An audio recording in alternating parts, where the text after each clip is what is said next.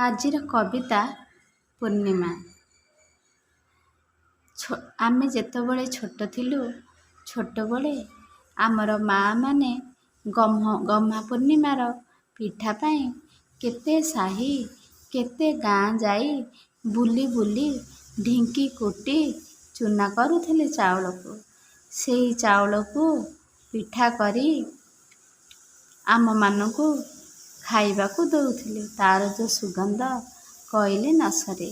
ସେଇ ସଜ ଫରଫର ମଲ୍ଲି ଫୁଲିଆ ପିଠା ପାଇଁ ଆମେ ଯେ କେତେ ସାହି କେତେ ଗାଁ ବୁଲି ବୁଲି ପିଠା ଖାଇ ଖାଇ ଆନନ୍ଦ ମଉଜ କରୁଥିଲେ। କିନ୍ତୁ ଯିଏ ସାଧାରଣ ଲୋକ, ଗରିବ ଲୋକ, ଆମର ସଜନୀ ନାନୀ ପରି ଆଉ ଆମର ରଜନୀ ନାନୀ ପରି ଯେଉଁ ଛୋଟ ପିଲାମାନେ ତାଙ୍କର ଅଛନ୍ତି ଗରିବ ଘର, ସେମାନେ କ'ଣ କରୁଥିଲେ? ଆ ଘରେ ତା ଘରେ କାମ କରି ତାଙ୍କର ବଳି ଯାଉଥିବା ପିଠାକୁ ଧରି ଆଣି ତାଙ୍କ ପିଲାମାନଙ୍କୁ ଖାଇବାକୁ ଦେଉଥିଲେ। ସେଇ କଥା ମନେ ପଡ଼େ ଆଜି। ଗହ୍ମା ପୂର୍ଣ୍ଣିମାର କଥା ଆଜି ମନେ ପଡ଼ିଲା। ଆଖିରୁ ହଠାତ୍ ଲୁହ ବୋହି ଯାଉଥିଲା ମୋର।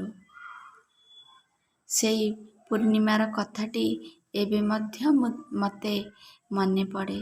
ଶୁଣନ୍ତୁ ଆଜିର କବିତା ପୂର୍ଣ୍ଣିମା। ଆମ ଗାଁର ପ୍ରତିଟି ସାହିରେ ଢିଙ୍କି କୁଟା ଚାଲିଥାଏ। ଆମ ଗାଁର ପ୍ରତିଟି ସାହିରେ ଢିଙ୍କି କୁଟା ଚାଲୁଥାଏ ଗହ୍ମା ପୂର୍ଣ୍ଣିମାର ପିଠା ପାଇଁ।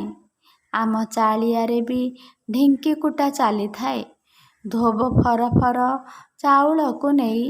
ଧୋବ ଫରଫର ଚାଉଳକୁ ନେଇ କଇଁ ଫୁଲିଆ ପିଠା ପାଇଁ।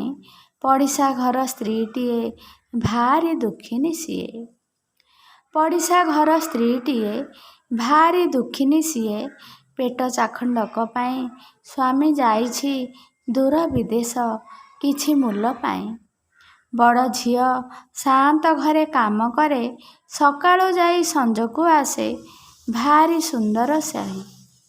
ପାଖରେ ଧନ ନାହିଁ ବୋଲି ବାହା ହୋଇ ପାରିନାହିଁ। ତାପରେ ତା ଘରେ ନାହିଁ ଆଜି ମୁଠେ ଚାଉଳ। ସାନ ଭାଇ ଅଳି କରୁଅଛି ଚିତଉ ପିଠା ପାଇଁ। ତା ଘରେ ନାହିଁ ଆଜି ମୁଠେ ଚାଉଳ।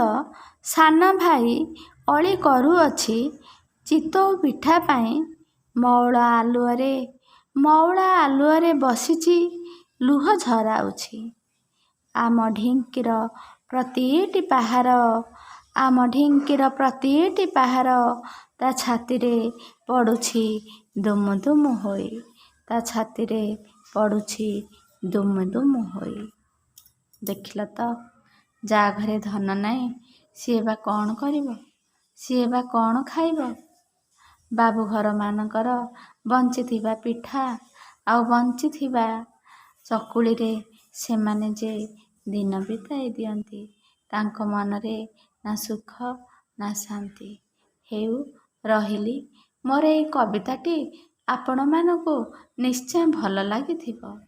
ଯଦି ଭଲ ଲାଗିଥିବ ତାହେଲେ ଲାଇକ୍ କରିବେ ଆଉ କମେଣ୍ଟରେ ନିଶ୍ଚୟ ମୋତେ ଜଣାଇବେ ମୋ କବିତାଟି ଆପଣମାନଙ୍କୁ କିପରି ଲାଗିଲା। ହେଉ, ରହିଲି। ଜୟ ଗୁରୁ।